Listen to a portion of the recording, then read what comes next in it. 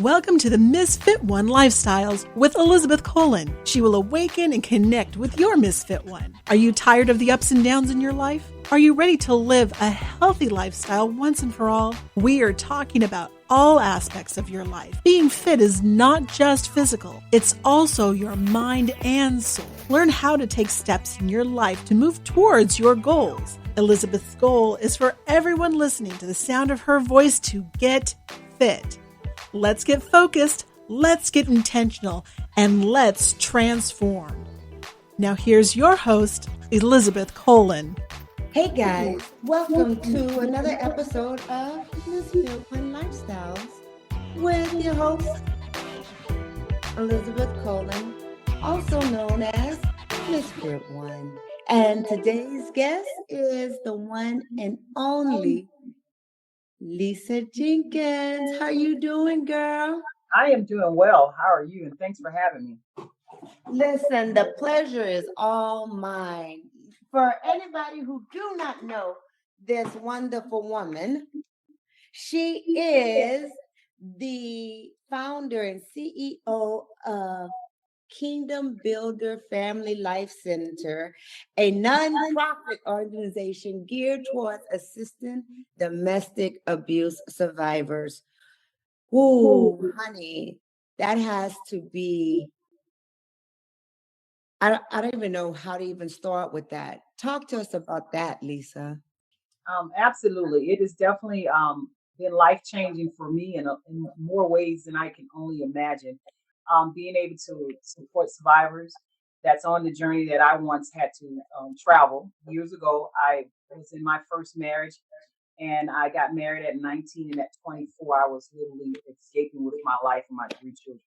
So at that time, I knew once my life was saved that night, he tried to kill me. I knew that I wanted to spend the rest of my life supporting those who've gone on that journey of ending domestic violence and just having a path where they can eventually thrive outside of that. So it took me a while. As I mentioned, I was 24, and so I had to grow up. I was raising 3 small children, and again, also healing from the abuse that I suffered 5 years in that particular space.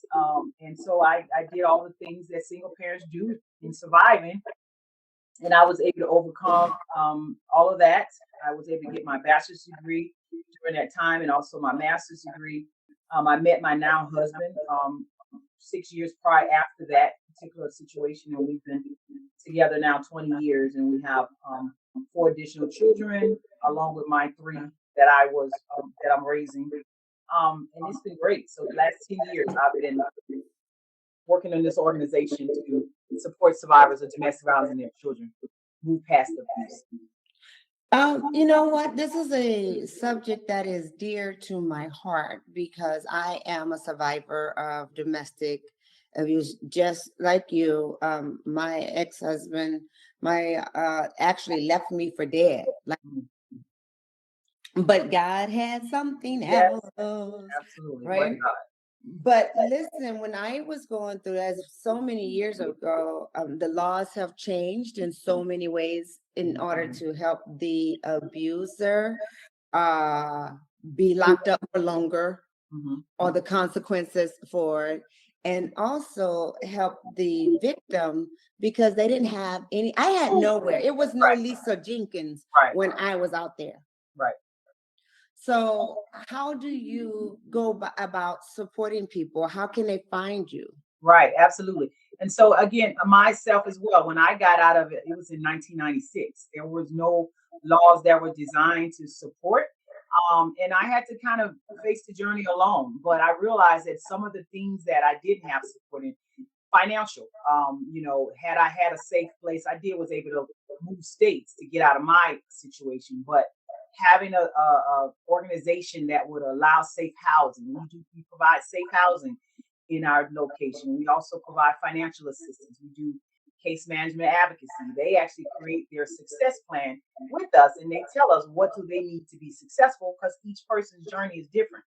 So we map that out with our advocates that they work with, and we basically support them on that journey or whatever it looks like for them. We've been very grateful. I've been very blessed and grateful to be able to get a lot of funding, federal and state and local funding to be able to support victims that come in, getting out of the best amounts, getting them a safe place, helping them find a job, helping them to be able to get on their feet so that they can then move forward and become independent and take care of themselves.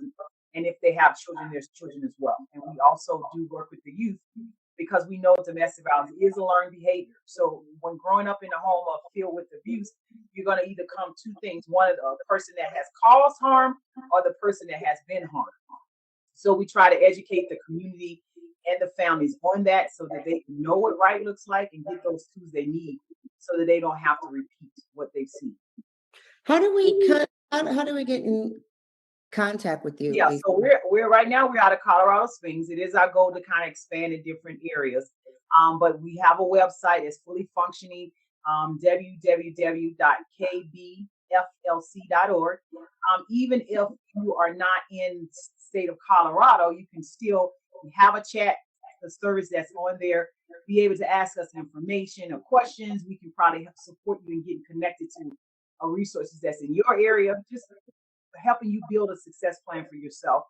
And that has everything you need about what we do, how we can support, and then also about how you can support us as well. It's on our website.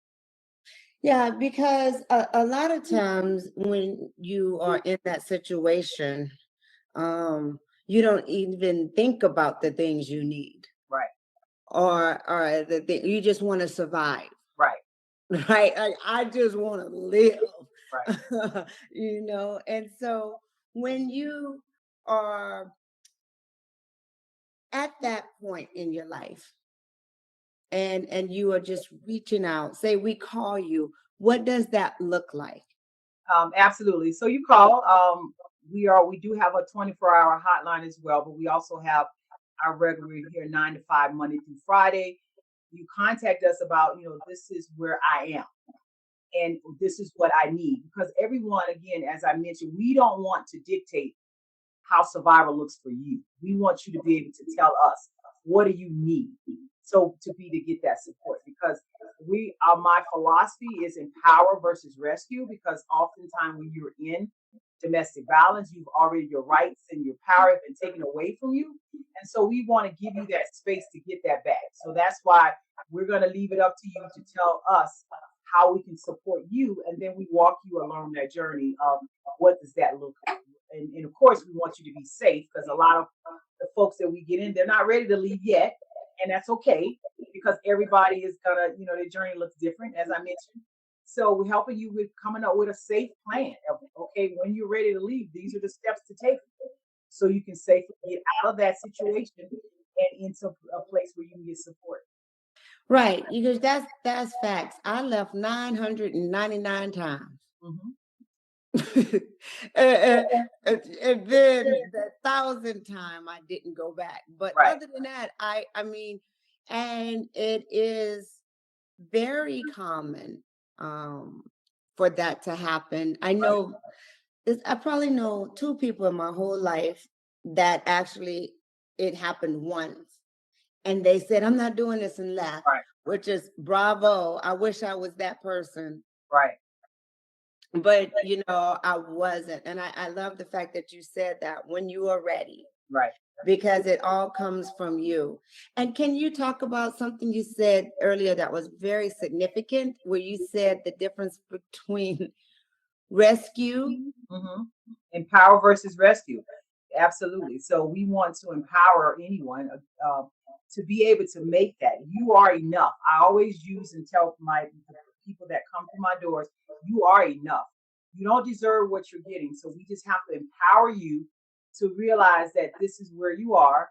And so because we don't want to do it for you. Because a lot of time, if we're giving you everything and we're doing it for you, you're less likely to stay out of it, because now you're back in that situation where I've been getting someone else, this person that has victimized me has been doing all of these things.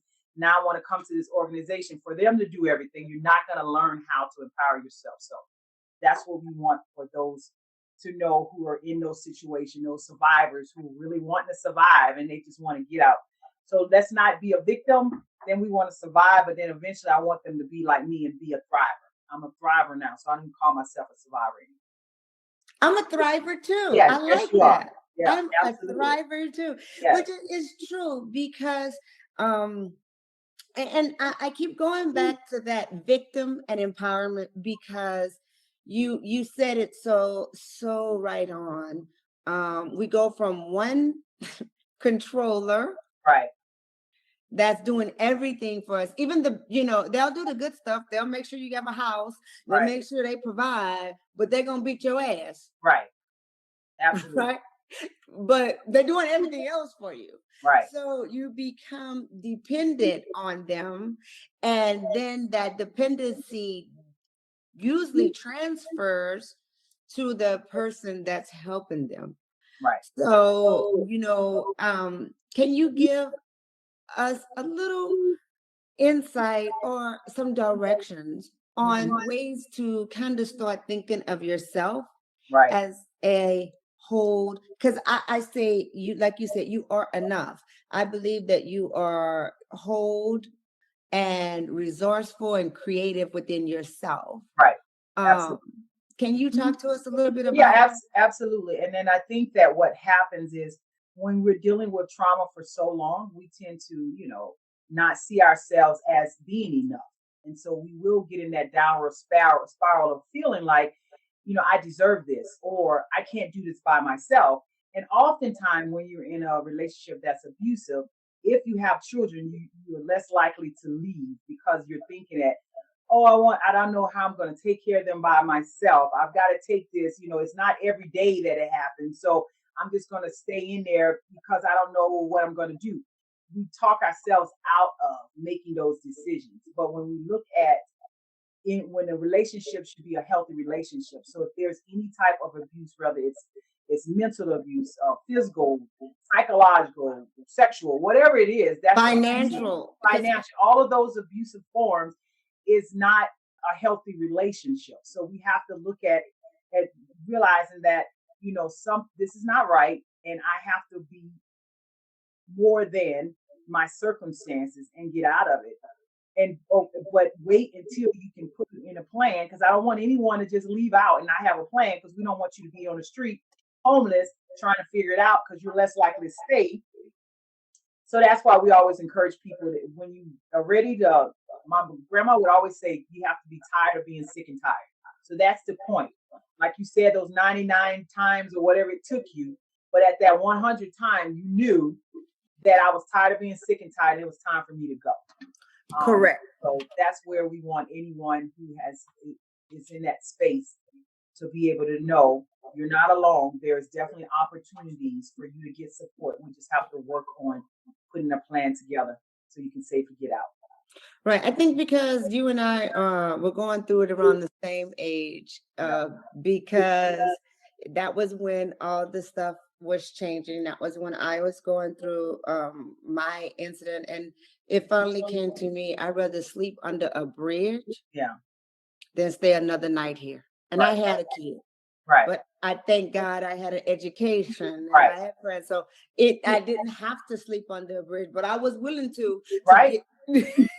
Yeah, it was time. And now there's so many opportunities now that we didn't have when we were younger to be able to have those resources, because there are a lot. I think every state should have one or two organizations, but again, it's just tapping into those, being uncomfortable for a while, because I went to the shelter for a while with my kiddos. Was it ideal? Absolutely not. But I knew that it was better than what I was in that situation. So I chose to kind of make those choices. Um, but it was short term. It wasn't forever. Right. So can you give us some pointers on one, if you are in, like you said earlier, I don't want you to just roll all out Right. and be homeless. Can you give us a few things that if you feel, you guys listening, listen. If you feel you are in a unhealthy situation, please reach out. Right.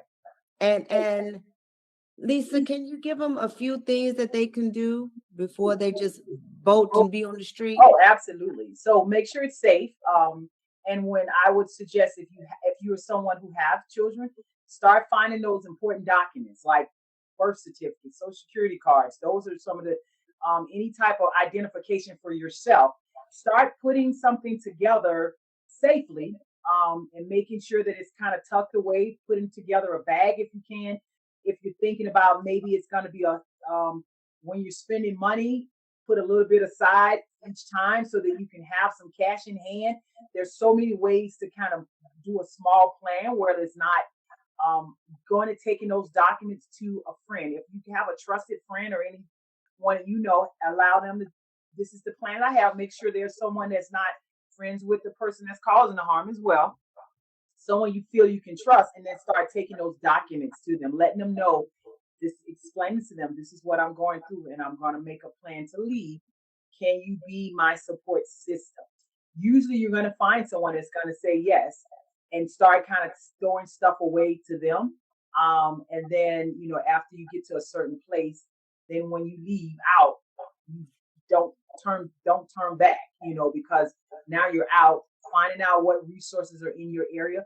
As I mentioned, we're here in Colorado Springs. So if you're close by, absolutely give us a call. Even if you're not close by and you really want to get out, just give myself or one of the advocates a call and say, hey, I heard your interview and I really want help in a plan. We are definitely more than able to support you in figuring out the next step for you, and also figuring out where your local domestic violence shelter resources are in your area. Allow us to do that, and then we can hopefully get you safely out. But those are some of the documents you want to always have, because usually what happens, they start hiding those stuff or keeping that away from you. But if you're at a space where you can start gathering those information, it'll help you in the long run as you exiting out of the house. And the most dangerous time is once you leave and have to come back. Absolutely. So that's when you usually get killed. I'm just saying that's usually when it don't. You can, because we can get the gumption and I'm out. But then I forgot this. Right. And it's okay to plan. And so that's why I encourage anyone. Yes, sometimes we want to make those decisions right then, but we want to be safe and prepared when we make that decision, because you don't want to ever come back. So if there's things that you need to start gathering slowly, start gathering it now and putting it aside, for sure. Think of it like in the Bible, when she walked away and didn't look back. If you look back, you turn into salt. Right. Absolutely. Because I've been there, done that. I'm trying to tell you, don't do it. Right. Absolutely. And even if it's having family that you may know of, getting out of that distance state can help them as well. I was able to move from South Carolina to New York, so that gave me the distance I needed to be able to. But I had family in New York, so that made it easy for me. By saying, "Hey, this is what I want to do, and I want to leave," and I was received. I love that, and I love the points that she gave you guys are dead on. I mean, I wish, like I said, I wish they had a Lisa. I know. I was going through it. Listen, because we didn't have any of that. Right, nothing. Yep. Nothing. Even the police. I remember running up to a police officer, like I'm hiding, running from my life, right? It's in the middle of San Diego. And police officer was on break or whatever, and I run up to him and I'm like, hello, help me. He was like, I'm on break. Yeah. It wasn't the same. They were like, that's between husband and wife. Right. Roll out, Yeah. But you talk about getting a bag, getting your stuff, do it smart, guys. Be smart about it, because these men or even women, we always think of it as a man abusing a woman, but men get abused as well. And so make sure you are being safe. And I also wanted to talk to you about the mental health of the victim, because again, none of that was around. And can we talk about that a little bit? Oh yeah, absolutely. So when women and men who are experiencing domestic violence, they're at a significantly higher risk of experiencing things like post-traumatic stress, which is PTSD, depression, anxiety, substance abuse, and sometimes thoughts of suicide. So we want to, the longer that you're in it, that's a higher, risk of getting those symptoms. And it's okay, because again, just like they didn't have resources for domestic violence now, they do have it now, and they also have it for mental health as well. So just get yourself seen by the doctors. It's okay to let your doctor know this is what I'm facing, and these are some of the things, because we want you to be safely out, but we also want your mental health to be in check as well, because this is going to be a hard journey. Once you get out of the abuse, now your life starts to begin over, and if you don't get some support with those mental health conditions that you probably have gotten exposed to because of the domestic violence, then you're gonna it's like you're gonna still be in dependent on something, but now it's not a person, now it's a condition. Ooh-wee. Listen, that is facts on facts on facts, because the physical part of it, we get over, our body heals, the bruises leave, those things, but the mental component of it lasts so much Yeah. longer. Did you feel that, Lisa? Oh yeah, absolutely. You're in survival mode once you come out of it, but then you're not really taking care of yourself, because now you're just like, okay, now I got to do this. I had 3 children, so I wasn't thinking about myself at all. I was thinking about how do I take care of my children, and my health was affected. It was so much. Probably a few years after I left, I went up in the hospital, and they said it was congested heart failure, because I had, just been just so going full speed ahead, wanting to be the best mom to take care of my kids. I lost sight of my health.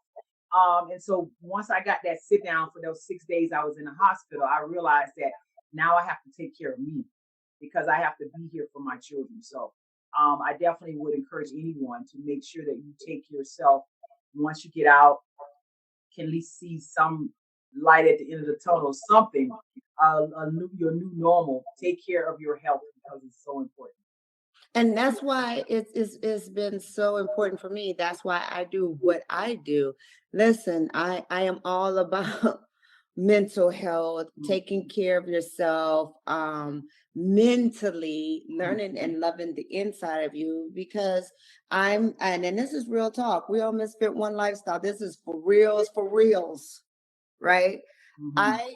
I was so messed up that my ex-husband would say how ugly I was. Mm. "You so ugly, you so ugly." I wouldn't even look in the mirror. You Mm. know how you brush your teeth looking Mhm. down? I wouldn't even look. I wash my face. Then, it took a long time Mm. for me to even just look in the mirror. Yeah. And so I ended up like you, PTSD, like crazy. Like I've Mhm. been to war, Right. and I've been supposed to be with the one I love. Mhm. So when Lisa is telling y'all, give her a call. What's the website again? It's www.kbflc, just like the letters of our name, .org, and our phone number is 719 247 8190 is our office phone number. I really appreciate this, because the work that you are doing is truly life-saving. Yes. It really is. And I'm going to put it out there. I mean, I don't know the places here, but if you find it, you can use me as a resource that I can help find the domestic centers, or give some information, because I am here to support you in anything you need as well, because there was no you when we were Right. going through this. Yeah, absolutely. And it's unfortunate, but we have it now, and now we just have to make a, because our whole goal is to end family violence. That's where our goal is, and so whatever way we can do that with our services, as well as just using my voice, because I realize, just being a survivor of domestic violence, I have so much more that I can share with my experiences, of course, and helping others overcome those challenges that they face as well in dealing with domestic violence. Right, right. Now we know that you take care of everybody else. And my platform is all about fit. Mhm. When I say fit, I mean focus plus intentional equals transformation, Mm. right? Yeah, that's good. And that's what you do with your people. You have focused on this problem, Yes. this issue. You have moved with intentions to help, and you are definitely transforming people's lives. So I thank you again. But I have two questions for you. Absolutely. How do you take care of you, Miss Lisa? Yeah. I definitely, because of course now I have no choice. I do self-care is a big, I'm Fridays I take off. I'm intentional. I love being in my yard doing gardening work. So that's my go-to. I take that time for me. I have no problem getting a massage, getting my nails, my feet done. So I am very intentional of making sure that I take time for myself because this journey that I'm on, I know I have to be able to sustain. And the only way to do that is to be intentional of my health and wellness for sure. I So I go to the gym. I just started back going to the gym. I'm like, I went last week 3 times. This week I haven't gone yet, but I am into the gym more as well because I need to be able to use that time to, burn some energy and not have to focus on everybody else and I can focus on myself. Right, because you know it. If you do not put the mask on Yep. first, you Yes, can't help others. You cannot pour from an empty cup, and that's it. that is so important. And the second thing is, look at that smile. I wish I could see it. She's like, what? Can you just, in your words, give us words of wisdom to rock out with? Absolutely. And as I mentioned earlier, you are enough. God has made us the way that we're supposed to be, and He wants us without any flaws as far as relationship wise. So just know we're enough and we can move mountains, but we just have to put ourselves in a position that we can receive that. Bam, that's awesome. Thank you so much for taking For time having me.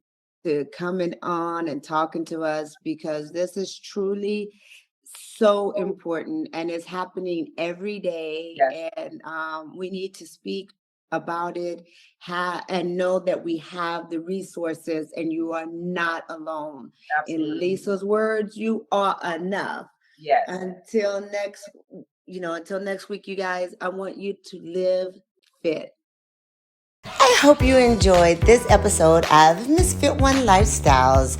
Listen, when you are fed up and sick and tired of living this stifled, overwhelmed, and overstressed life, and you're ready to live the fullest, richest, and healthiest life by gaining more confidence, more energy, and more clarity, living in your best self, you know what to do, right? Go ahead, go to my website, misfit1.com. Sign up for our online courses, Creating Healthy Habit, so that you too can live fit, focus, move with intention, and transform your life.